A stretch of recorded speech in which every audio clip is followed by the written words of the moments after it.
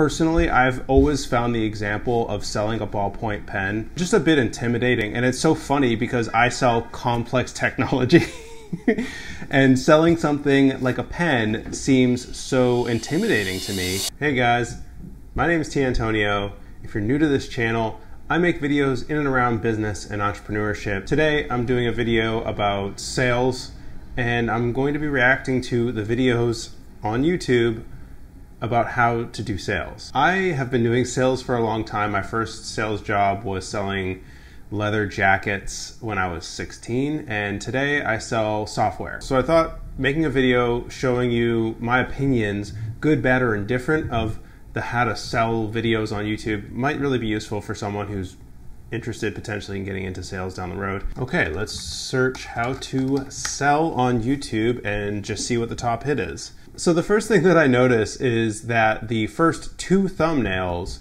are Leonardo DiCaprio in The Wolf of Wall Street, which, like, let's be honest, that is, I think, the stereotypical selling idea these days, so I'm probably going to use that in my thumbnail.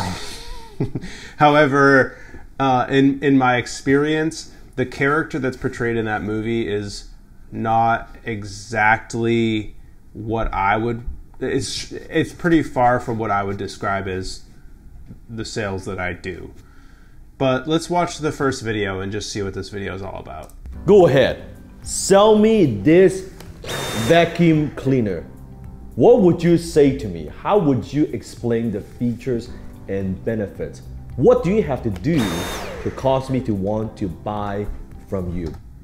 Okay, so immediately my first thought is actually this gentleman, Dan Lok, in the first 15 seconds has actually defined pretty decently or brought surface to the top what selling actually is, talking about the value of that vacuum. I actually am a huge Dyson fan in general, totally separate topic.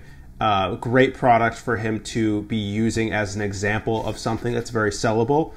And that actually brings me to the thought here of, is selling getting someone to buy something whether or not they want it?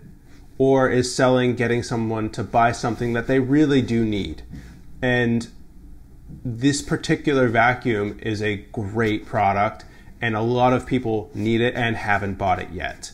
So that's a good example of value that you can drive. So I'm not getting too much cheese factor yet, although he's sticking the vacuum into the camera.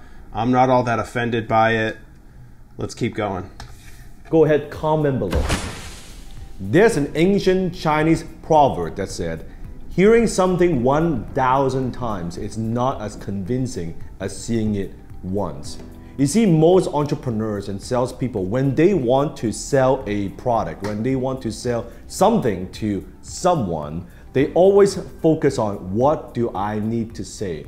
They want to focus on using smarter words, fancier words, or better scripts. That's good. That's closing 101. But today I'm going to teach you an advanced strategy so you could sell anything to anyone, anytime. And it is not what you think. Today I'm going to teach you a very unusual strategy on how to do that. One of the most profound questions that you can ask when you want to sell anything to anyone is, what is the one dramatic demonstration that I could do to create trust and certainty in the mind of my prospect? How could I show and not just tell? You see, it doesn't matter what business you're in, what industry you're in, what products or services that... So, I really expected, based on the thumbnail, to not like this video very much. But this gentleman, Dan Lok, is hitting another good point. The problem, I would say, with showing and not telling is sometimes a resource issue, especially with products that are specifically in software where you don't have a physical thing to show or a physical thing to demonstrate. And also combining that with highly customizable and programmatic solutions that are different for every single customer. That's the particular industry that I work in, software APIs, where it's almost like Legos that could be built into anything. So demoing can be tough. It can be, in terms of resources, it can be difficult. So you don't always have the ability or the time to be able to build proper demos. But I still agree with Dan that this is the best case scenario, being that you're able to hit the mark with that demonstration quickly. There's a whole bunch of other reasons why I would say just generally feel it out first if people want a demonstration. One of the biggest reasons is if you have someone that you're talking to that's already done a lot of their own research, you would need to know that ahead of time, and that a demo might be a little bit too rudimentary for them, and it's going to potentially put them off and insult them if you are not matching their level of education. So this is not a always do this to every single prospect, but still Dan's point is pretty valid. You are selling, right? There's a saying, there's no business like the show business. Well, guess what? We're all in a show business in one way, shape, or form or another. Because there's so much noise in the marketplace. There's so much competition in the marketplace. So how do you stand out? Imagine this. Imagine you are a magician and you are going out there in the street. Now, here's what most salespeople and entrepreneurs It's going on a little bit long. Like, let's be honest here. He could have got to the point by now. do. They go yell from the top of their lungs and say, hey, I'm the best magician in the world. Look at me. I can do card tricks. Okay, he's still... I mean, he's a sales guy. He's telling a story. I mean, can't blame him for that. He is telling a story, but I really do need him to get to the point. I'm getting a little bored here. Let's move on to the other video. So video number 2 in how to sell is this video by Clark Kegley, 3.3 million views. Let's check it out. I want to teach you how to sell so good, people will literally pull out their wallets and say, take my money. But before I give that method to a little cringe on the pulling out your wallet and take my money thing. I mean, I get that there's that meme, like, shut up and take my money, but that's what it is. It's a meme. Let's just see what he has to say. I don't know. I'm already a little bit put off, though, by this. You must make one promise to me, that you will only use this method for good. I will. He's sort of signaling here that his tip is going to be so amazing that you could use it for bad and take advantage of people. It's just another way of him selling the audience, selling me, that this video is worth watching. It's not having anything to do with the tip that he's going to give. I already know that. Will not manipulate. If you can't promise that, aka you're a sociopath, do not watch this video. I'm willing to bet at some point in your life you've had to sell something. Maybe this is a physical product, maybe it's yourself during a job interview, maybe it's persuasive speaking and you're selling your ideas. What would it look like if you had a formula, sort of a master key in your back pocket that you could pull out, put in the lock, and it would work every time? I want to teach you that simple 4-part formula in this video that's going to work next time you have a sales pitch, an interview. In fact, what you've been watching for the past minute or so has been that very formula that I'm going to teach you. If you're still watching and I have your attention, proves it works. Last thing. That's so funny because once he stopped talking about how good, like, you have to use his tip for good and otherwise you're a sociopath, as soon as he moved on to telling you and describing that next step of here, I'll show you this part. I'm willing to bet at some point you've had to sell a product or yourself. I'm willing to bet at some point in your life you've had to sell something. Maybe this is a physical product, maybe it's yourself during a job interview. I wish the video just started at that exact moment because I really didn't need the first preamble and it was so sleazy. And it's exactly why I think a lot of folks stay away from sales, is because they feel like they're going to have to portray sales that way, and they don't. I would have got just as much value. I would have got more value if he had just started with that point. I bet there's been a time where you, even if you haven't sold a product, maybe you have, but you've had to sell yourself in an interview, for example. Everyone's had to do that. That sets the stage for me as an audience, not the whole, like, everyone can sniff out the BS in the beginning. So the first like 25 seconds of this video, I'm sure most people just sort of knew that something was off. All right, so let's see what this method is. All right, now let's jump into these 4 Ps on how to convince anyone how to buy what you sell. The first one is promise. You know, advertisers who spend millions of dollars on a simple 60-second commercial say that if they can't hook someone within that first 5 seconds, they might as well have not even filmed the next 55. Movies, the opening scene, directors stress about for months on end getting right because they know that sets the tone for everything else they're about to do. Well, with you, whatever you're selling, again, job interview, physical product, ideas, set the tone with that first one sentence. This is called the promise. It's a short, punchy little one-liner. My example in this video. Today I'm going to teach you how to sell something so good, people will pull out their wallets and say, take my money. That sets the tone for what's about to come. You know it's about selling. You know what this video is about. I actually agree with this promise method. I just don't think he executed it well. I think a promise, a better promise would have been something like, after watching this video, you're going to be 10 times better at selling. Something like that. You know, maybe it's like a loose metric. It's not a real metric, but there's something about the take my money thing that it's almost overselling. And if you just dialed it back and tweaked it a little bit, it would have just come across much more genuine, which I think both selling on YouTube as well as selling in general these days is really important. With the internet, people are seeking genuine interaction.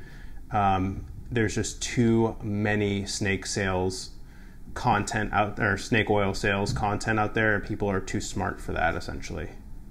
Well, I hope they are. Once you do that, you move into the next P. The next P is the picture. Mike Rowe, the guy from Dirty Jobs, he told a great story on the Tim Ferriss podcast on how he got into television. He went on a bet with his friend to an audition to sell for QVC. You know, the late night infomercials where they're trying to get you to buy jewelry that no one needs and no one would actually wear. He was that guy selling at 2 or 3 in the morning.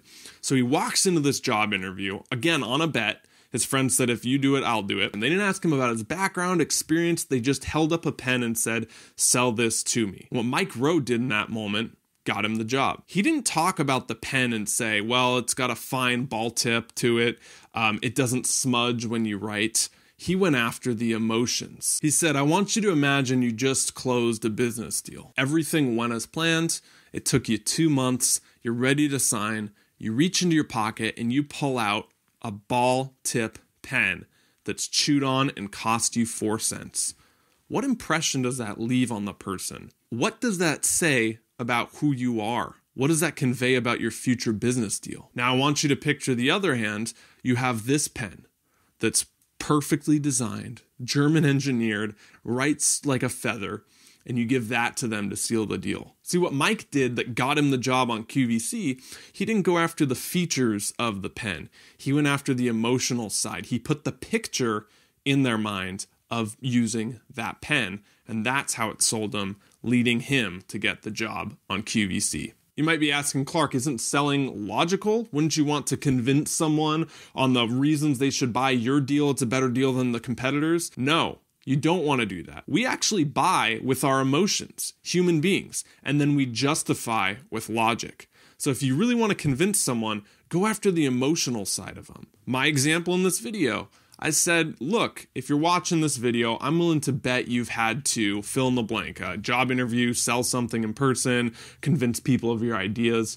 Okay, so you see, I'm planting the picture in your mind of a time where you had to actually sell something to relate to your emotional side to make you watch this more. So this story about selling a ballpoint pen is relevant, but it's sort of hard to translate. And it's something that takes a lot of time selling the same thing that actually allows you to get to this level where you can sell through emotions and you can sell through stories and anecdotes. I think personally, I've always found the example of selling a ballpoint pen just a bit intimidating. And it's so funny because I sell complex technology and selling something like a pen seems so intimidating to me. The way that he basically just used this as an example, I think it's good, and it's always good to continue, but also he showed you the answer of how to do it. That's very useful. I actually think that might be a big reason of why this video is so popular, because he explains why selling the ballpoint pen through emotions works, and how once you contextualize it in the right scenario, a ballpoint pen may not be for everyone, but if you're doing XYZ thing, it's definitely for you. That does make sense, but translating that to selling the product that you may end up selling is very difficult. Circling back to interviewing, if you're selling yourself in an interview, it's much easier because you live your own life. You're there all the time. You know what's going on with you, and you can tell really compelling stories about your background, history, past projects, past experiences that show that you care. And that's great, but when it comes to coming in and selling a product that someone else created and hired you to sell, doing this can be much, much more difficult. I would just say, yes, use it as an example, something to shoot for, but it's a learning process. I don't always hit the mark. If you don't feel like you hit the mark on your prospecting or your first selling experience, don't be too harsh on yourself. A lot of times people already know they want to buy something and you're just the person there facilitating the sale. So yes, the mastermind sales reps probably are capable of doing this sort of a thing relatively easy, but for a lot of folks, this takes a lot of experience to learn how to do selling the same product. Him to get the job on QVC. You might be asking, Clark, isn't selling logical? Wouldn't you want to convince someone on the reasons they should buy your deal? It's a better deal than the competitors? No, you don't want to do that. We actually buy with our emotions, human beings, and then we justify with logic. So if you really want to convince someone, go after the emotional side of them. My example in this video, I said, look, if you're watching this video, I'm willing to bet you've had to fill in the blank, a job interview, sell something in person, convince people of your ideas. Okay, so you see I'm planting the picture in your mind of a time where you had to actually sell something to relate to your emotional side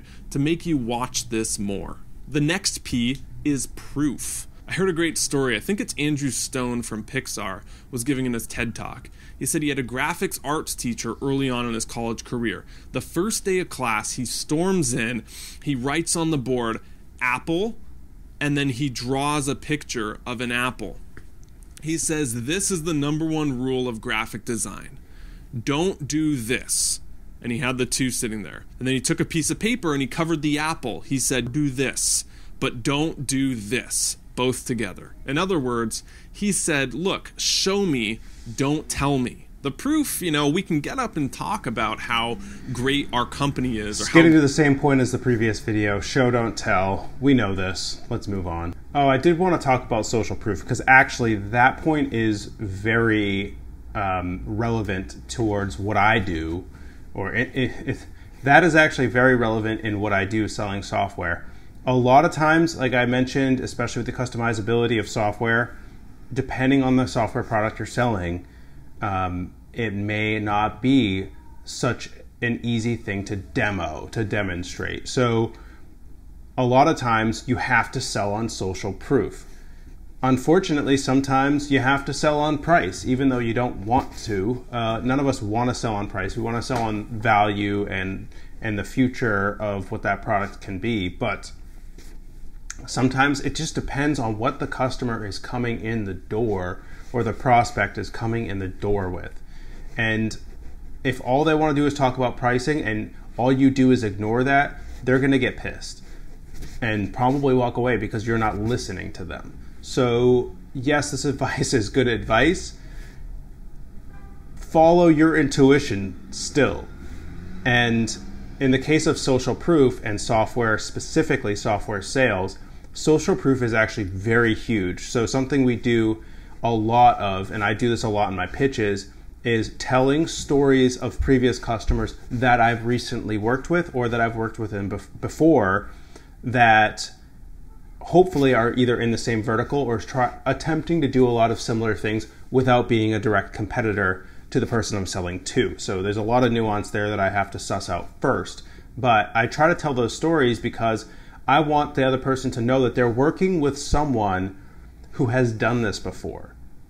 A lot of times that is, if we're going to talk about emotions, that's the emotion of feeling safe and secure. And if I can provide them with that, then they'll buy from me.